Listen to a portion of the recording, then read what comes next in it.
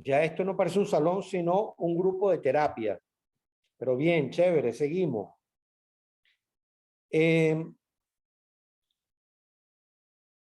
Decía que lo que caracteriza un sistema de partidos no se cumple en nuestro caso. Instituciones democráticas, bueno, ya ustedes vieron, procesos electorales y el debate público es inexistente.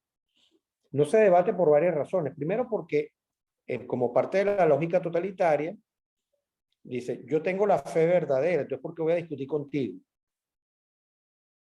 O sea, ¿cuenta de qué? Y la otra es que si tocara discutir, no puedo, no tengo herramientas, no tengo la formación, no tengo, o sea, hay un problema severo. Entonces, tenemos claro esto, la relación entre partidos políticos, la relación y diferencia entre partidos políticos y sociedad civil, qué es un partido político, qué es un sistema de partidos, o qué debería ser. Y arriba ustedes verán, ahí yo pongo de manera muy sintética lo que son las diferentes enfoques para abordar el sistema de partidos. Por cierto, quisiera pedirle disculpas por la interrupción, pero el problema fueron dos. Yo no sé si ustedes se han dado cuenta que cuando entra una llamada, sobre todo si es de WhatsApp, se corta, o sea, yo no sé por qué, pero eso interfiere con Zoom. Ese es el primer problema. Y la segunda es que la llamada era un asunto urgente de trabajo. Entonces, en este mundo en el que estamos viviendo, cuando estábamos en la universidad, yo me iba a clase y nadie me interrumpía porque la gente sabía que yo estaba en clase, pero aquí las llamadas entran, salen, es un tema. Pues. Entonces, bueno, les pido disculpas por eso. Hay tres grandes enfoques para estudiar a los sistemas de partidos. El primer enfoque se conoce como enfoque genético y se llama así, ¿por qué? Porque es un enfoque que tiene como objetivo entender el origen, la forma en que se gesta el partido, porque bueno, de alguna manera eso marca la historia del partido político. Eso implica dos cosas. Primero, como coloco ahí, primero tomar en cuenta la situación histórica, social en la que aparece el partido. ¿Ok? Es decir, ¿en qué momento? Entonces, cuando uno ve la historia de Acción Democrática, uno entiende por qué, por ejemplo, por qué Acción Democrática tuvo como una política central la reforma agraria, porque efectivamente ese era un problema serio de posesión de tierras en Venezuela que teníamos, pero además porque en un país donde no había habido todavía un gran proceso de industrialización, con la excepción de la industria petrolera, con la llegada de los norteamericanos, tu base de apoyo social eran los campesinos. Entonces, bueno, tú tenías que responder a esa situación. Entonces, el hecho, por ejemplo, que Betancourt pusiera un énfasis enorme en despolitizar la política, despersonalizar la política, y por eso le daba tanta importancia a la dirigencia conjunta, al partido político. ¿Por qué? Porque estaba respondiendo a los 35 años de dictadura personalista de Gómez. Y fíjense que el tema del personalismo sigue siendo una tragedia en la realidad venezolana, en la realidad política. Entonces, entender la situación histórica social de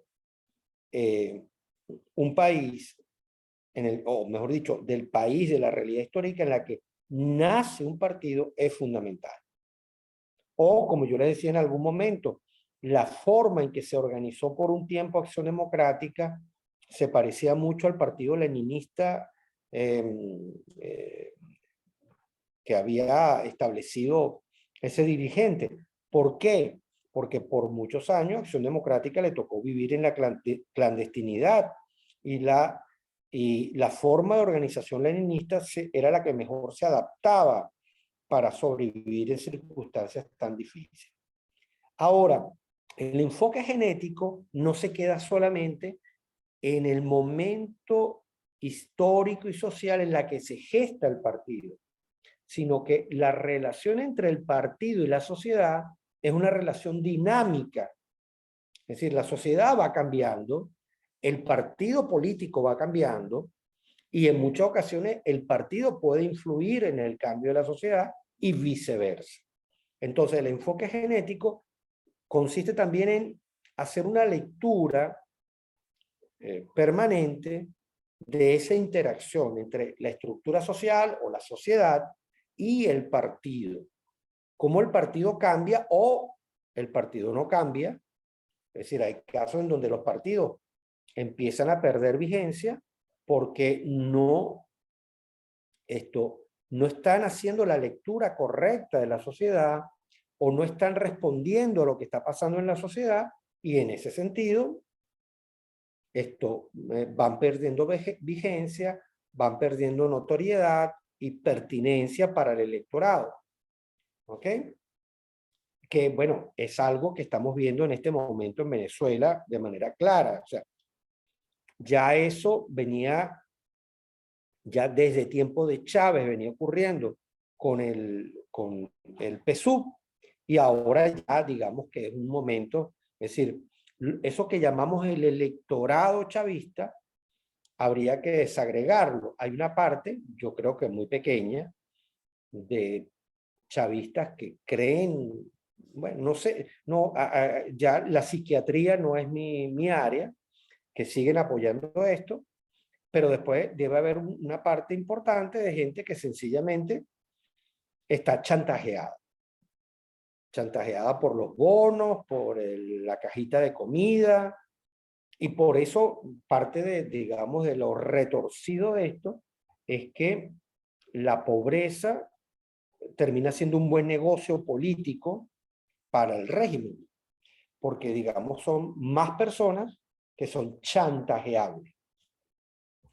Bien, pero entonces, como digo, si uno va viendo la situación actual, se da cuenta, bueno, esto es un partido que ya perdió vigencia.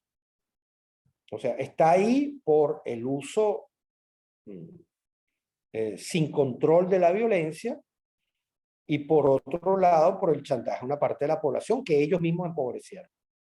Pero ya la conexión con lo que era la sociedad, eso está ya en otro nivel.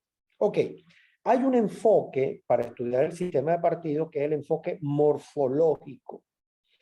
¿En qué consiste el enfoque morfológico? Bueno, básicamente en ver qué forma,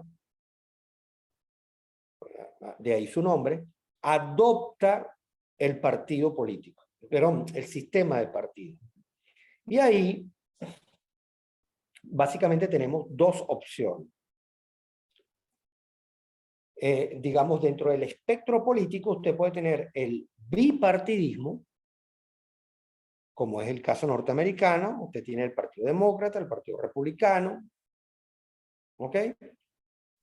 Tiene en el otro extremo, por eso yo hablo ahí que usted, el enfoque morfológico trabaja con, digamos, con mayor concentración o dispersión del poder.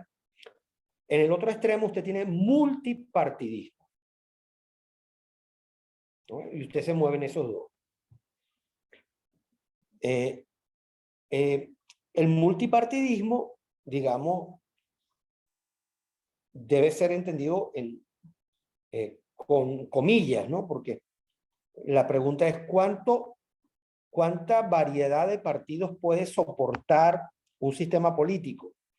Y además hay una trampa lingüística, porque cuando usted habla de multipartidismo, la cosa, no sé si usted, pero usted le puede sonar democrática, como más democrática. Hay más partidos. Sí, hay más partidos, pero la gobernabilidad se hace difícil. Punto 1. Punto 2, como yo les expliqué en el capítulo 6, La agenda política no tiene mayores variaciones en este momento. ¿Ok? Es decir, hay una agenda democrática, que es la deseable.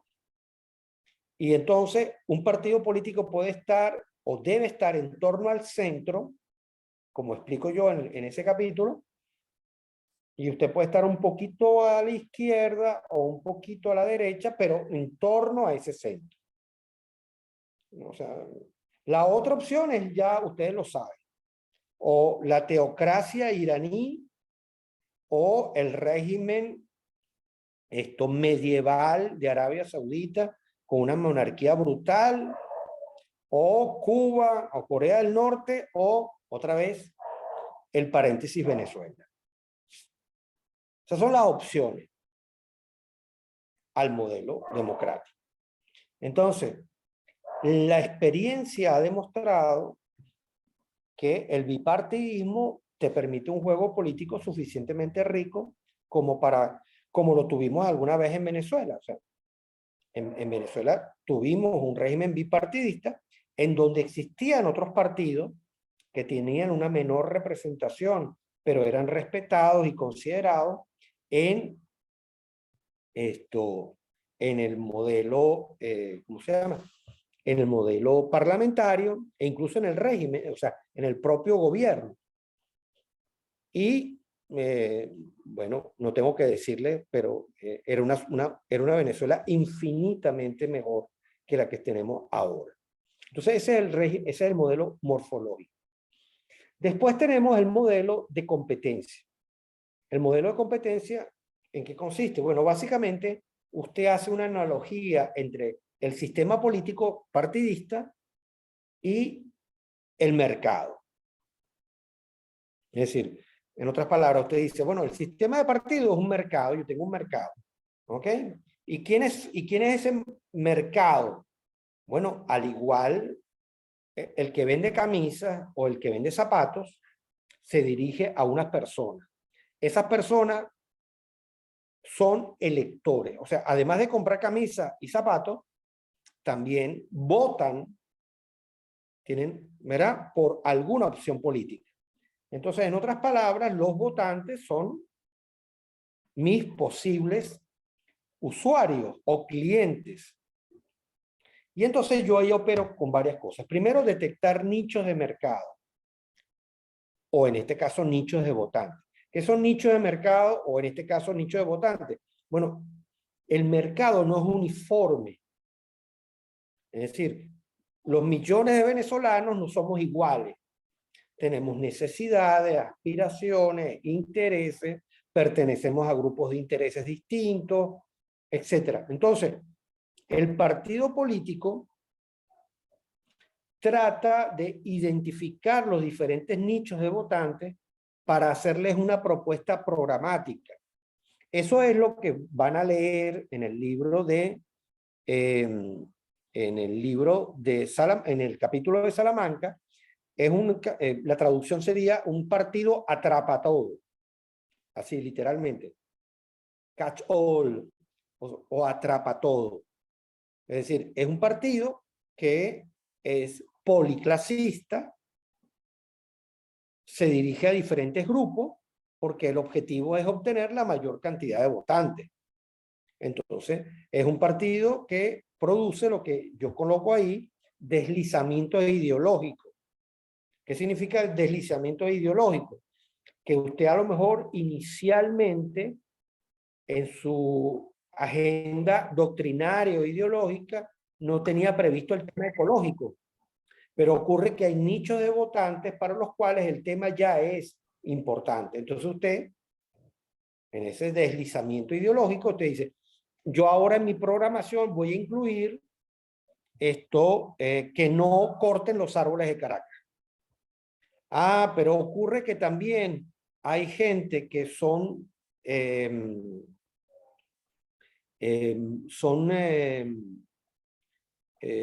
están interesados en el emprendimiento. Ah, bueno, yo voy a generar una propuesta en torno al emprendimiento. Y así sucesivamente.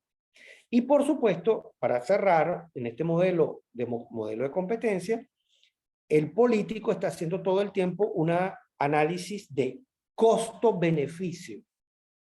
¿Qué quiere decir esto? Que bueno, yo tomo una decisión que tiene un costo y lo comparo con el beneficio político que voy a obtener.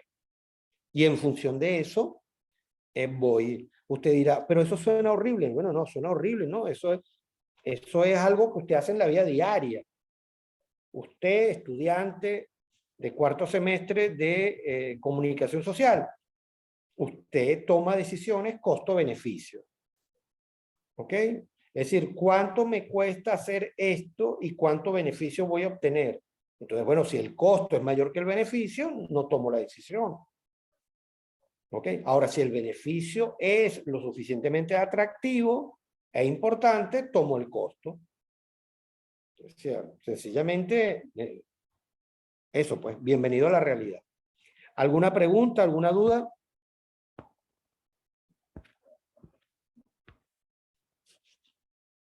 ¿No? Ya va, que por ahí hay una pregunta. Todo claro. Ah, bueno, chévere, me alegro. Buenísimo, gracias. Bueno, si pasan a la siguiente lámina, ahí yo trato de reunir todas las funciones que cumplen los partidos políticos. Y esto lo voy a conectar con la clase, ¿se acuerdan de antipolítica y antipartidismo? Bueno, recordarán que bueno, yo les hablé pestes de la antipolítica y del antipartidismo. Y bueno, para terminar de rematar, fíjense todas las cosas que hace un partido político. Incluso aunque las haga regular, no estoy diciendo que las haga bien, todo, lo haga perfecto. Simplemente que las haga. Igual que una familia tiene una cantidad de funciones, de repente no las hace todas bien, pero hay que hacerlas. Entonces, fíjense para qué sirve un partido político. ¿Ok? Un partido político tiene la función de socializar en la política a la gente. ¿Dónde aprende usted como ciudadano la política? Bueno, en los partidos. Un partido político es fundamental para crear consenso. ¿Se acuerdan las 3 dimensiones del poder? Bueno, creación de consenso. En eso trabajan los partidos. Un partido tiene que movilizar a la población. No solamente para una marcha, sino movilizarla en cuanto a organizar a la población. ¿Ok? Activarla en sus reclamos. ¿Qué hace un partido político? Controlar las instituciones. En la medida que los partidos políticos de la población no tienen suficiente fuerza, porque a su vez, ¿se acuerdan? El free rider, bueno, yo tampoco los termino de apoyar, porque yo estoy esperando que sean ellos los que hagan la cuestión. Bueno, el control sobre las instituciones y sobre el régimen es menor. Los partidos políticos representan a las minorías y a los grupos diversos. Los partidos políticos formulan políticas de Estado y programas sociales. A eso se dedican los partidos políticos, en conjunto con la academia, en conjunto con expertos, con gremios, pero es parte de su trabajo. Los partidos políticos tienen que hacer algo que seguramente lo van a leer en muchos documentos, que se llama agregación de demanda. ¿Qué significa agregación de demanda? Cuando un partido entra en esa categoría que llamamos a partido atrapa todo, se encuentra con que le llueven demandas, ¿verdad? Y propuestas de muy diversos sectores. Entonces, el partido tiene que hacer una filigrana ahí para lograr que las demandas que vienen de diferentes sectores queden incorporados al programa. Es decir, tiene que articular demandas. ¿Okay? Tiene que coordinar demandas. Tiene que agregar demandas para que se conviertan en una sola propuesta política. ¿Sí? el partido político tiene que, como dice ahí, actualizar la agenda pública. Es decir, el partido político tiene que proponer temas de discusión, tiene que proponer orientaciones, lineamientos hacia dónde debe ir un país. El partido político tiene que ejercer el poder, tiene que gobernar, ya sea desde el Ejecutivo o desde el Parlamento. Y para eso hay que estar preparado. El partido tiene que integrar a la sociedad, ahí entra el concepto de policlasismo, clave.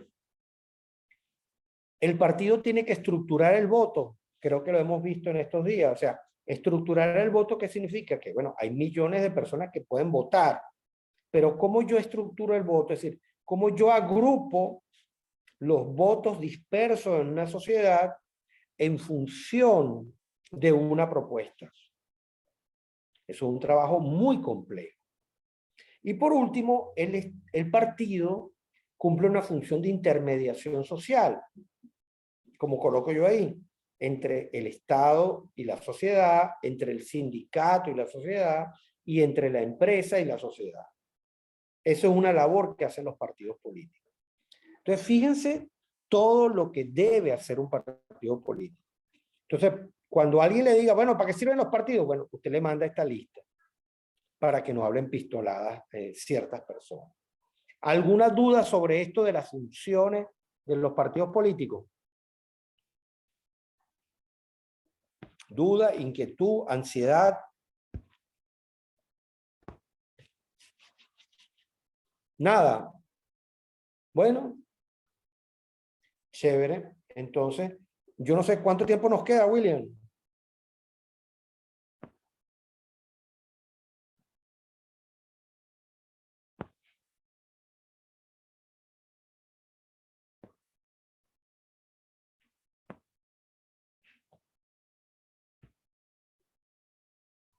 Aún no dice. Ah, que todavía no. Ok, está bien. Bueno, yo necesito tomar un poquito de agua. Vamos a hacer un receso.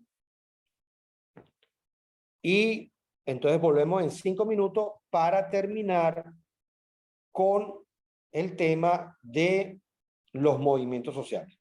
¿Ok? No se aparten de este canal. Nos vemos ahorita. Chao.